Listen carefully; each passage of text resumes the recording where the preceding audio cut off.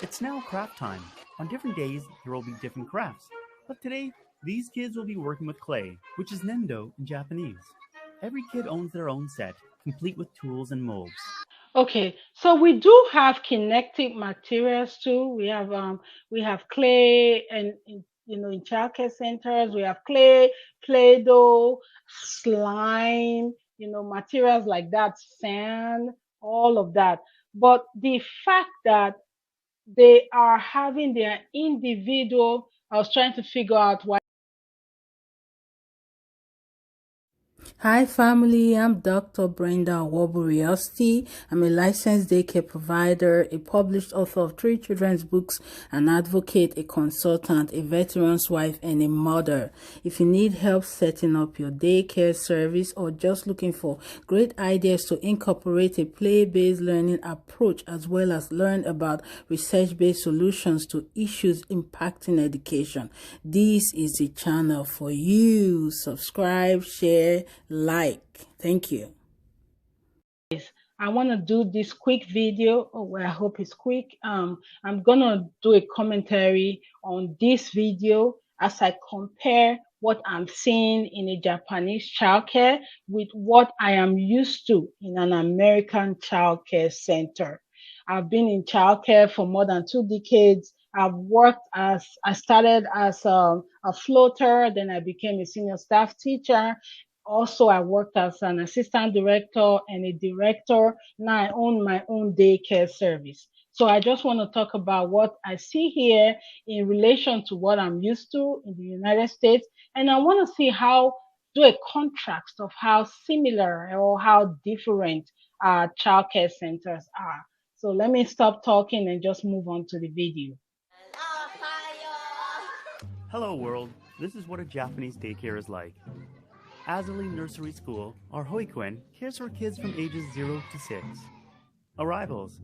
So usually we have daycare centers here, and it's like that from 0 to 6.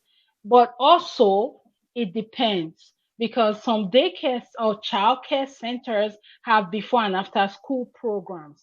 So in the morning, the parents who have to work real early before a public school opens, or it could be a private school, but before a regular preschool program opens, they'll drop their children up at the childcare center, and the childcare staff will make sure they are safe and probably eat some breakfast, do some activities, and then a childcare staff will take those children to their individual schools and pick them up at the end of the day too to bring them back to daycare or to childcare where their parents will come back and get them. That is if the parent is signed up for the before and after school program. Sometimes parents just need after school care, or they need before school care, or they need both. So it depends. So let's keep watching. Before you even enter childcare centers, you'll notice a difference right away. The most popular method of transportation is probably bike. I like how he said that for arrivals. Wow. Wow, bike is the most popular. Wow. For here in the United States, the most popular mode or method of transportation is just a car. They drive to drop their children off with car seats in the back and all the safety precautions put in place. They drop their children off at daycare and they pick them up too. Another thing is that I guess if you have these bikes, if you drop your children off with bikes, I don't think you can. You know how parents forget their children or their babies, well, children. Sometimes they're even toddlers in the back of their cars. I don't think that would be possible here. That can actually eliminate that where you forget your child because it's a bike. You can vividly see that there's a child there all the time, so you can't forget. Wow, that just occurred to me now.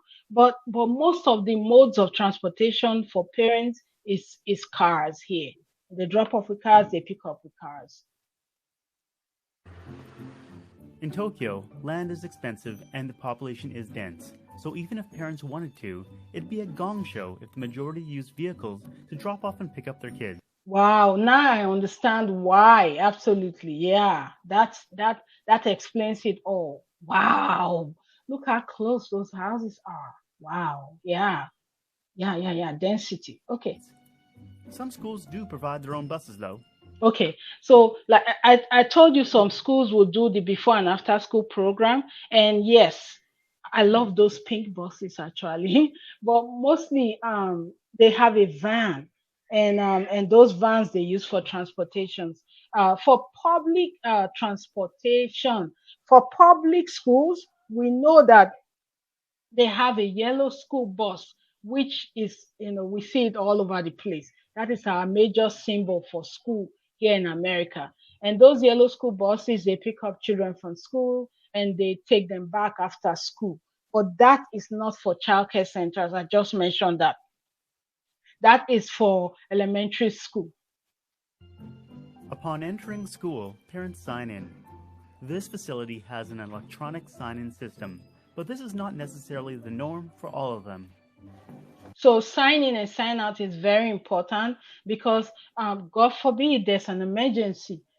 I mean, there are many uses for it.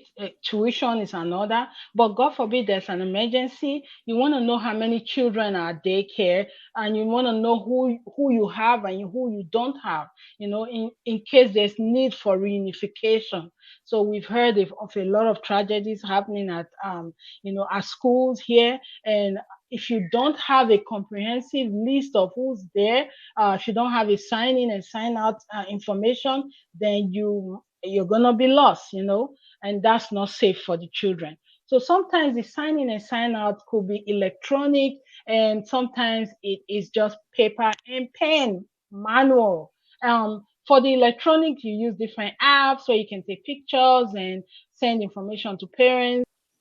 Places in Japan is to take off your outdoor shoes and then wear indoor ones. We don't do that here. Oh, wow. Look how they've arranged all their shoes. Wow. Yeah, whatever shoes the children wear to daycare or childcare centers, that's what they run around with or walk around with. The only thing I can say is sometimes they do need to switch their shoes maybe to boots for outdoor exploration, or some of the younger children are more comfortable just taking their shoes off and walking around with their feet. And it's not compulsory about taking shoes off and switching indoor and outdoor shoes. But I really like that concept. It's such a fact of life that you can see the speed and ease in which some can make the transition. Every kid comes with a childcare diary called an ikuji nikki. In here, messages between teachers and parents can be sent. So that's unique. I've never seen at the daycare or childcare centers where I've worked, I've never seen anything like a daily diary for daily records. But what we have here, sometimes we use apps for exchanging information between parents. Sometimes we use text messages. Sometimes we even go manual. For instance, in the infant and toddler rooms, they have daily reports where, and this looks like an infant room actually. I'm not quite sure. But infant and toddler room, it does look like it. But with the infant and toddler daily reports, parents can come in and sign it. It's already at daycare, and they can tell you when the last time the child was fed and changed, how the child is emotionally, are they happy, sad, or whatever. And then the school can continue from there. And at the end of the day, the child's records will contain when they ate, what they did at school, when they used the bathrooms, all of that information will be there. The parents will get a copy, and the school will keep a copy in the child's folder. So this is a concept that is very functional actually. As well as daily records for how the child's day went. For the earlier arrivals, children are all ushered into the same room. So we're very similar in that. We at daycare we have an opening room and a closing room. So the opening room is the room where every child is dropped off in the early mornings, because sometimes daycare is open real early. Some childcare centers are open from 5 a.m. to 6 p.m. So they do not have the same staff working from 5 a.m. to 6 p.m. those are long hours. Only in-home daycares work like that. But they have some staff coming. The closer, I'm sorry, the opener, because there's an opener or maybe two openers, depends. At some daycares, you may have one or two openers. Somebody who opens the daycare, and that opener comes early, and then some other staff start to trickle in throughout the morning, and all the children get dropped off at the drop off location, which is the opening room. And then there's also a closer, who is the teacher that closes, or the staff that closes the center at the end of the day. Now, the closer will stay till everybody is gone. That's what the closer does, and make sure the doors are locked, the lights are turned off, and all of that good stuff. So, and sometimes the closing room and the opening room is just the one room, or sometimes they are different. One daycare I was working in, the opening and closing room was the gym. You know, at my daycare, my opening and closing room is the big room that we just first get to, and that we call the TV room. That's my opening and closing room. No matter the age. As the morning progresses and more arrive, the kids start separating into their respective classes. The reverse process happens at the end of the day. Yeah, same here. So as the teachers come in, they get their students and they go in the classroom, in their individual classroom to start their day. And same thing happens in the evening. As the students are leaving and the numbers are reducing, then the teachers are leaving too. They're taking their remaining children to the closing room for their parents to pick them up. So absolutely very, very similar. As more and more kids go home. While young kids may have their parents put away their belongings in a cubbyhole, older kids will do this on their own. So same goes for here. Older kids, they do more, and that should be expected, because as you get older, you think more, you can lift more, you can move around more, you're more independent, right? So for the younger children, when they come in, their parents will help them put their things away where they belong. But for the older children, I'm saying like maybe 18 months and up, they have cubbies where they can put their things in their cubbies. These children are learning to move. They are learning to recognize their cubby. Look at all these cubbies. Look at them, all labeled with the children's names. So children are learning their names. They are learning to spell their names. They are learning to spell the names of their friends. They are learning to sort and put things where they belong. They are learning to keep ownership of their property. All kinds of amazing skills are being learned here. They're using their fingers, they are using their legs, So fine motor skills is in action here. Gross motor skill, all of these are in play or at play here. As the kids get older, they naturally get more responsibility. Every time kids move from one room to another, they thank the people they were with, and in response are told, "You're welcome." So I like that. For here, you're not. I mean, it's not set like in a book that you have to greet or you have to say thank you to teachers when you're leaving their classrooms. It's not. It's not something you have to do. It depends on you, the individual teacher. Sometimes they come in to the opening room when it's time to get their children. They line them up. They say they go, or sometimes they just come in and say, and they are going in the hallway. They say, "Oh, tell your friends bye. Say thank you to Miss Tina." And some teachers will do that, but it's not set on stone. It's not written in any rule book that you have to do that. And I see how they greet. Reminds me of when I was growing up. When a teacher walked in your classroom, you had to stand up and greet. When the teacher left, you say thank you. I haven't seen that in years. I don't even know if they still do it, but I can relate with this. Only in the United States, it's different. And their greeting here, they're very cultural. As I see, they bow down a lot. And we do have some tribes and some tribes in Africa, in Nigeria, that do that. But in America, no, we don't bow down to greet.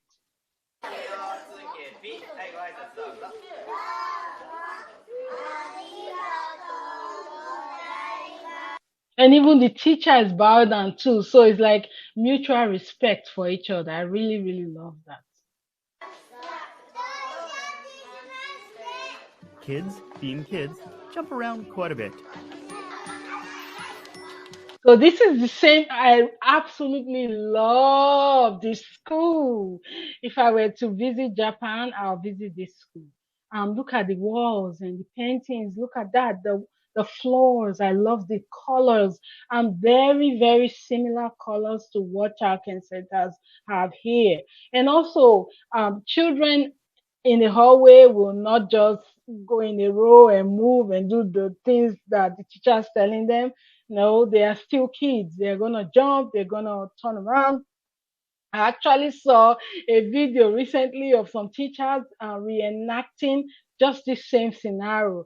And some teachers were scratching their faces, some got lost, some were on the floor. It's just the way theirs was funny, but it's the reality that children actually do that.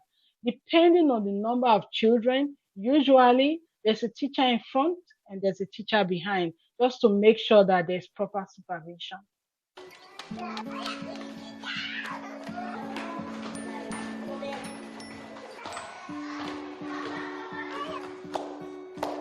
Okay, sometimes adults like to jump around as well. I like that. Adults have to jump around. If you're working with children in a childcare center and you're not jumping around and running around and rolling on the floor and just playing with the kids, then you don't belong there, because how do children learn? They learn by playing. That's the only way they learn. So at this stage, they need to play, and you need to play if you want to teach them because they are learning through play.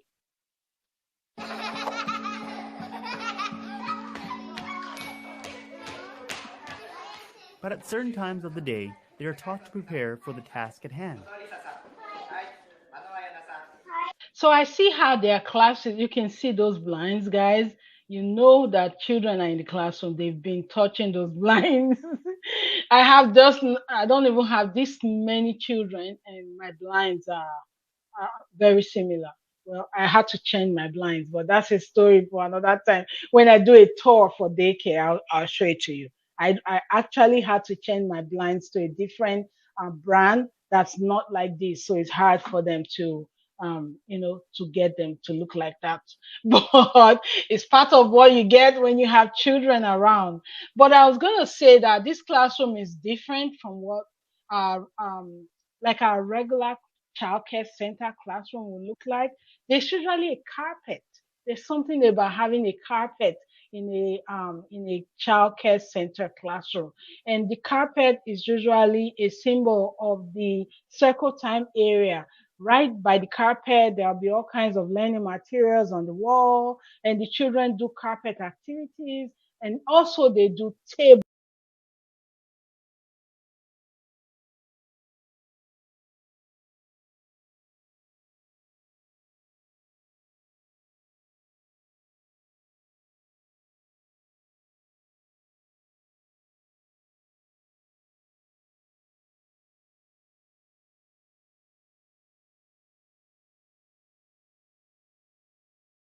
Circle time area. Right by the carpet, there'll be all kinds of learning materials on the wall, and the children do carpet activities, and also they do table activities. So they do have tables like the tables here, but they also have carpet, and that's what I've seen is different. And I like that there's a man in the classroom. If the whole group isn't ready, nothing happens. Oh man, that was funny. The whole group isn't ready. Nothing happens. Yeah. Yeah, we have to wait till everybody's ready before we go to the next activity.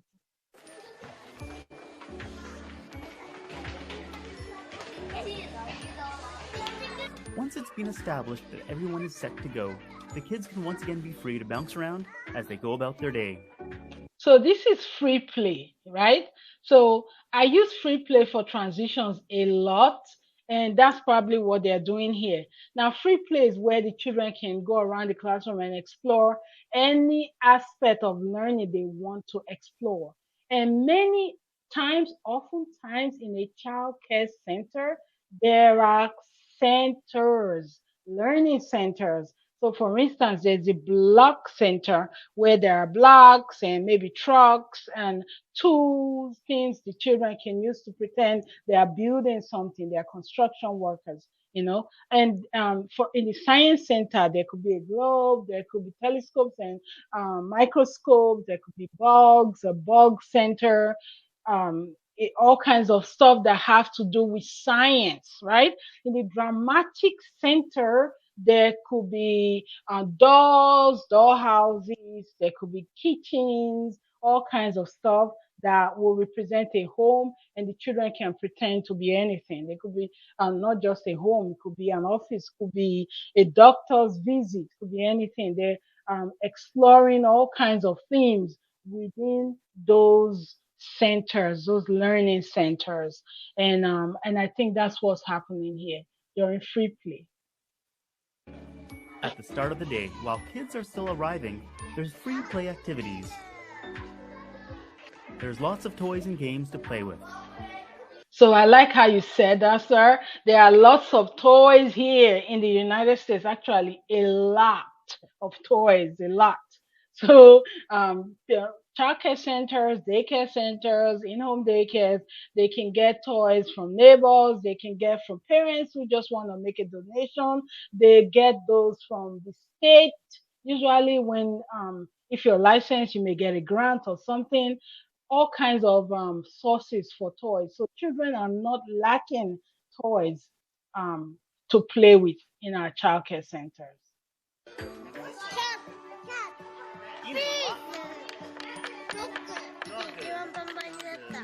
There are also books and art supplies that can be used.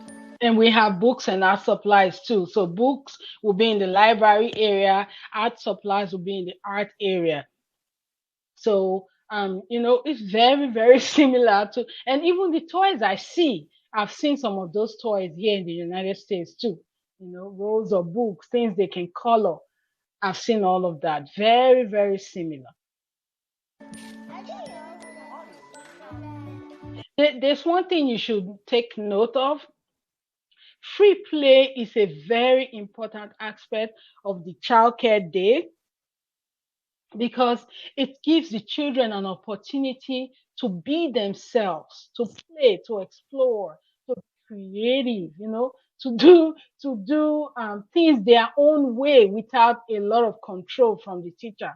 Teacher is there, teacher is supervising and making sure that they're not fighting or putting the pencils in their noses. They're playing safe, but safely. But mostly the children are allowed to just explore and be themselves during free play with very minimal supervision. This is a time where kids can do whatever they like.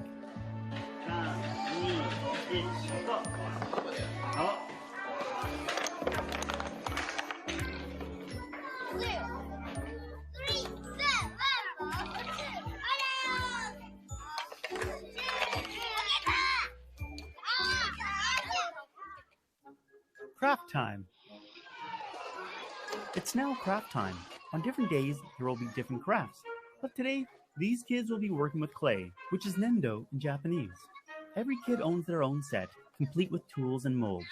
Okay, so we do have kinetic materials too. We have clay, and in childcare centers we have clay, Play-Doh, slime, materials like that, sand, all of that. But the fact that they are having their individual, I was trying to figure out why they had those lines there, but maybe we'll see that later. But the fact that they have their individual kits is kind of unique to me. Unique in the sense that I've not seen that here before. Now, during COVID, there was a recommendation that when you're doing sensory play like this, each child should have their own. There was that recommendation during COVID. But as COVID has rapidly gone by and things are changing now, I think people are still going back to the old, um, old time where Play-Doh was in a Play-Doh container where everybody could go and get Play-Doh. And when they are done playing, you put it back and put it away for another day. So that's how we do it here. But I really, really love that kit they have there. It's beautiful. And they are all labeled for each child. Wow.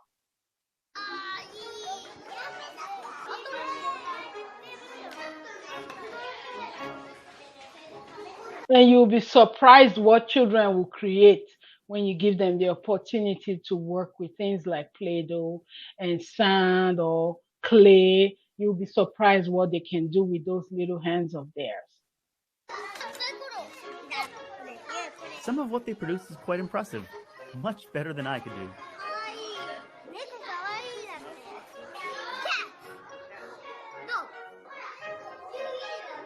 In another class, these children are working with paper and glue to make what I can only assume are telescopes. So you see that each class is doing their own craft. That's the way it is here in the United States as well. Childcare centers do have a curriculum, but each teacher is allowed to translate that curriculum into learning in their own way. Of course, with supervision from the administrative staff. So it's no wonder that every class is doing a different thing during their craft time. And I like that they have a routine. We have routines here too. Routines are very, very important for a child care center day or for a child care day because they help keep things running smoothly. Everybody knows what to expect, especially for the children who have special needs and they need routines. They need to know what's coming next.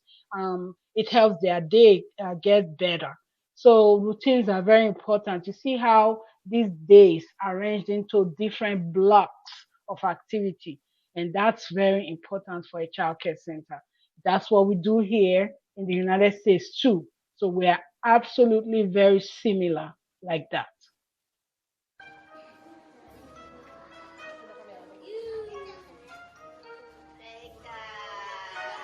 I don't know if I said this before. We do have tables and chairs like that. We do have cubbies like that as well. The lady documenting digitally, she's taking a picture. That we do here. I take pictures all the time or videos because you want to send these to parents. They need to see what their children are doing at daycare. Also, you have to record this for your own record as a childcare center. Sometimes you may put it on your website.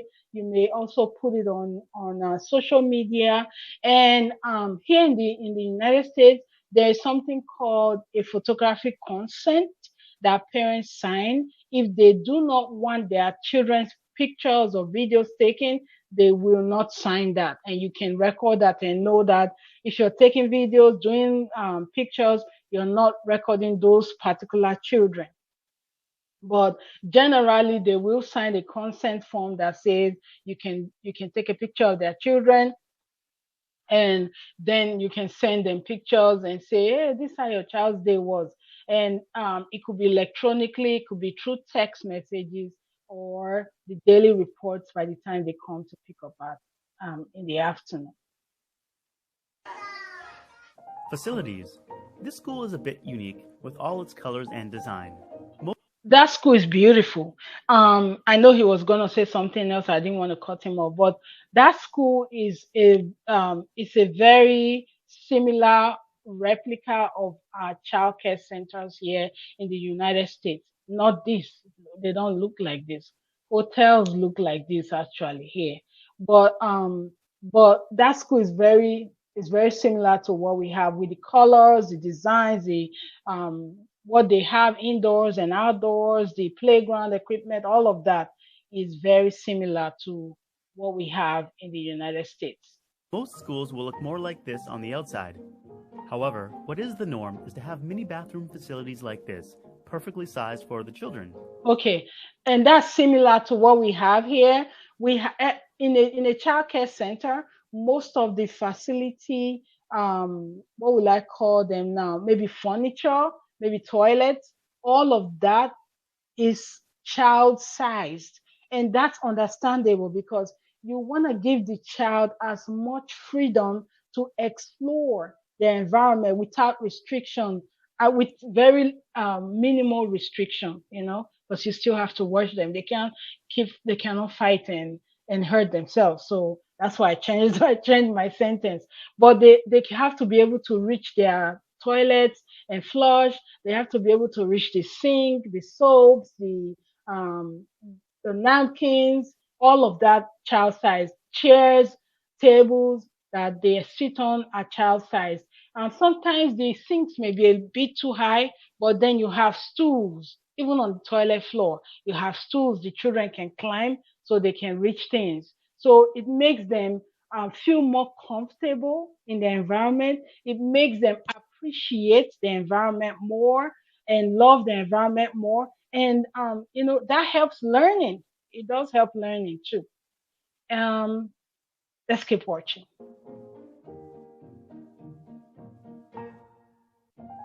As with entering the school, going into the bathroom also requires different footwear.